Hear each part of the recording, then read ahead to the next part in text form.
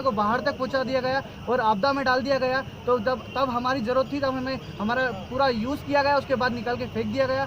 आपने मान लीजिए कि आपने हमें पैसे दिए उस चीज़ के लिए, लेकिन पैसे तो मज़दूरों को भी देते हैं, तो आपको मज़दूरी रखने दे तो ऐसे ही रख लेते। हमें वर्दी क्यों पहनाई गई, हमें बेच क्यों लगाया गया? अगर आपने वर्दी पहनाई है तो उस वर्दी की इज्जत आप अच्छे से समझ सकते हैं, हमसे ज़्यादा अच्छे समझ सकते हैं, और हम वही आपको बताना चाह रहे हैं कि हम उस वर्दी को वापस से पाना चाहते हैं। और इसीलिए आज इतने लोग आ चुके हैं यहाँ पर ऑल एमपी से और भूख हड़ताल पर बैठ चुके हैं, और ये अनिश्चितकालीन के लिए है। और भूख हड़ताल पे जब तक हमारी मांग पूरी नहीं होगी तब तक हम यहाँ से हटेंगे नहीं।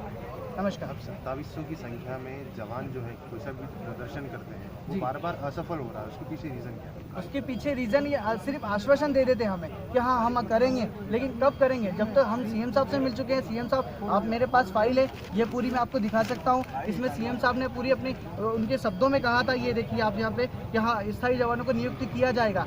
ये हमारा जवान शहीद हुआ, ये हमारी राइफल ट्रेनिंग, ये पीछे गृह मंत्री से मिल चुके हम, उन्होंने आश्वासन दिया। हमारे पास हर एक सबूत है, ये जो पेपर में छप चुका है, ये हम इस तरह से इच्छा मृत्यु तक की मांग कर चुके हैं। सारी की सारी हमारे पास अभी तक सारी चीज़ें हैं, ये हमारी फाइल पूरी बना चुके हैं, और इसमें सारी डिटेल है जो हम लोगों ने की है। विश्वास सारंग जी से हमारे उनके लेटर पैड पे तक हम बोल चुके हैं।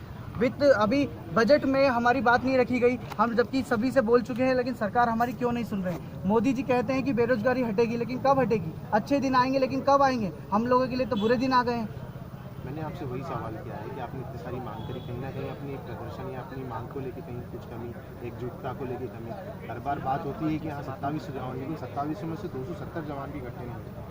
नहीं, ऐसा नहीं है। मैं आपकी बात से, इस बात से सहमत नहीं हूँ, क्योंकि हम लोग के लड़के आ तो जाते हैं, लेकिन उन्हें डराया जाता है अधिकारियों के द्वारा। हमें मंत्रालय तक नहीं पहुँचने दिया जाता, अधिकारियों तक डराया जाता है कि तुम्हारा भविष्य खराब कर दिया जाएगा।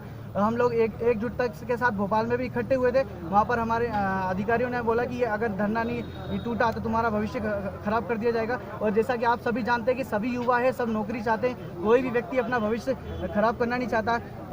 यहाँ तक कि जब ज्ञापन दिया जाने गए तो उसके बाद एक लड़के, उज्जैन के ही लड़के रवि शर्मा का, जो कि मैं खुद हूँ, उस पर 151 धारा लगा दी गई। और वहाँ कहाँ गलती गई कि एक सिर्फ ज्ञापन देने में 151 धारा के तहत उनको जेल भेज दिया गया 3 दिन के लिए। तो ये कहाँ का न्याय है? आप बोल रहे हैं कि जवानों को डराया जा रहा है, जिसकी वजह से वो धरना प्रदर्शन में शामिल नहीं हो पा रहे, क्योंकि आपके साथ में भी ऐसी कोई सी घटना हो रही है? बिल्कुल हुई है, हमारे साथ भी हुई है। से आपको धमकाया जाता है कि आप धरना प्रदर्शन? हमारा जैसे ही शुरू होता है हम कुछ करने के लिए, तभी हमारे पास SBI, CBI, CID सब